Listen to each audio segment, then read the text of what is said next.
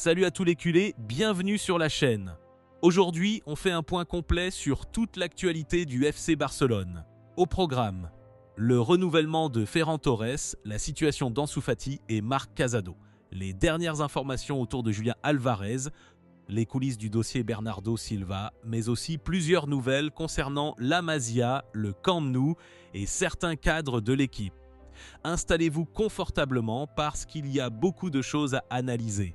Commençons avec les informations les plus calmes avant d'aborder les gros dossiers du mercato. Selon Mundo Deportivo, le FC Barcelone a décidé de prolonger le contrat de Ferran Torres. Le joueur est considéré comme une pièce importante du projet sportif et le club souhaite lui proposer un nouveau contrat d'une durée de 3 ou 4 saisons. Du côté des infrastructures, c'est désormais officiel.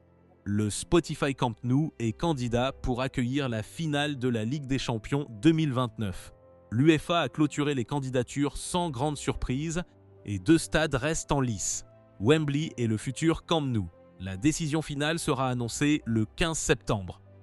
Concernant les jeunes talents du club, Mundo Deportivo indique qu'Hansi Flick va fortement s'appuyer sur la Masia durant la préparation estivale.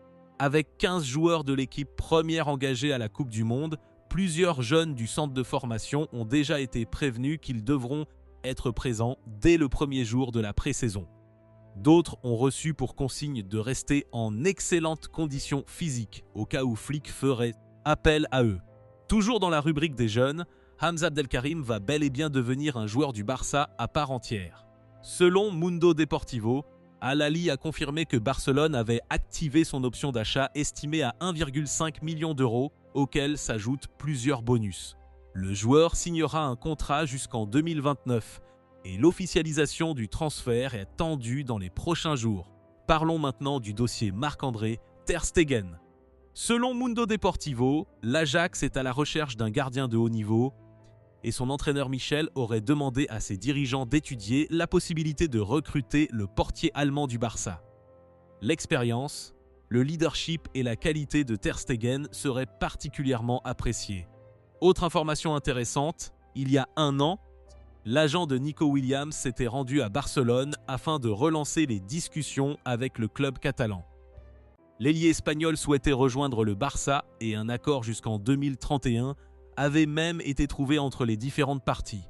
Cependant, l'opération avait échoué car Barcelone ne pouvait pas garantir son inscription en Liga.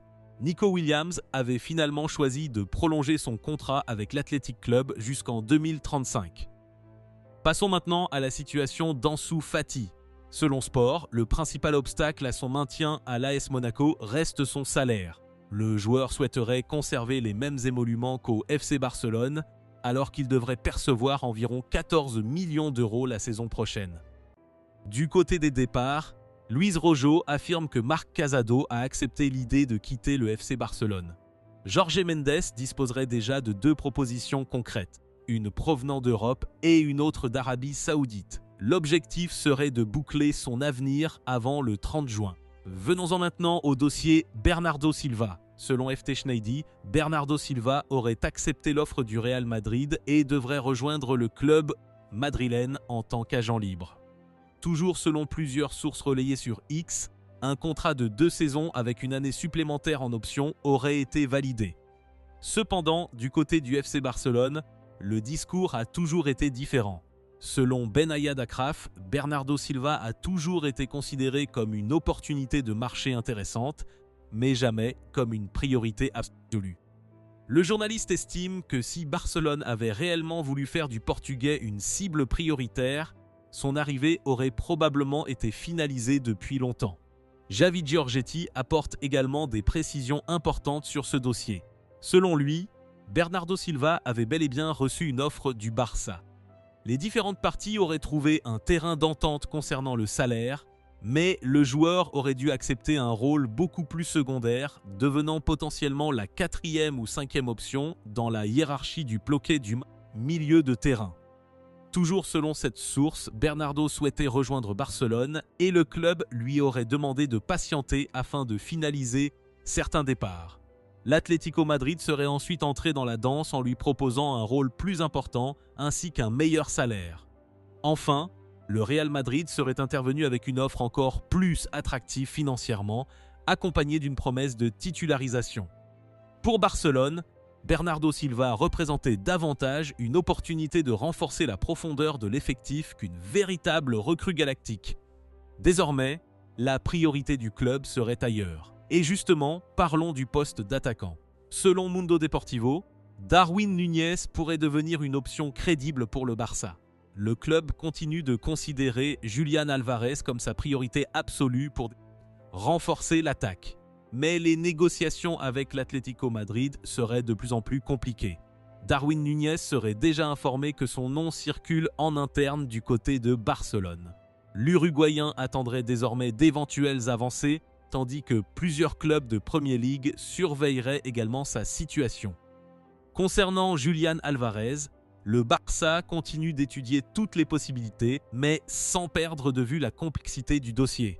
Terminons avec quelques déclarations marquantes. Selon fans Xavi Miguel, Xavi Hernandez aurait été empêché de participer au dernier match des Barça Legends. Toujours selon cette source, l'ancien entraîneur Blaugrana aurait demandé à jouer ces rencontres, mais sa requête aurait été refusée en raison de sa position lors des récentes élections. Alejandro Echevarría serait notamment impliqué dans cette décision. Xavi serait contrarié par cette situation et se serait vu signifier qu'il n'était actuellement pas le bienvenu.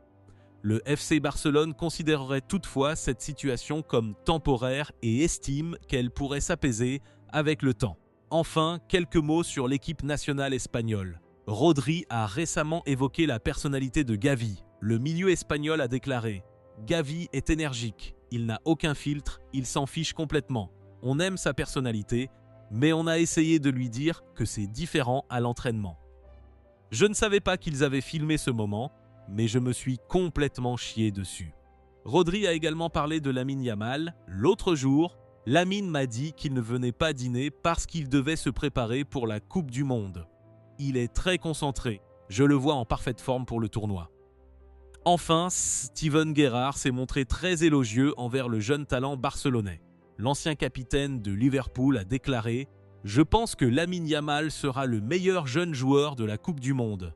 Il sera encore une fois sur toutes les lèvres. » Conclusion. Entre le renouvellement attendu de Ferran Torres, l'arrivée imminente d'Hamza Abdelkarim, les incertitudes autour d'Ansu Fati et Marc Casado, les révélations sur Bernardo Silva et la recherche d'un nouvel attaquant avec Julián Álvarez ou Darwin Núñez, le FC Barcelone continue de préparer activement son avenir. Et vous les culés, que pensez-vous de toutes ces informations? Ferran Torres mérite-t-il sa prolongation? Darwin Núñez serait-il une bonne alternative à Julián Álvarez?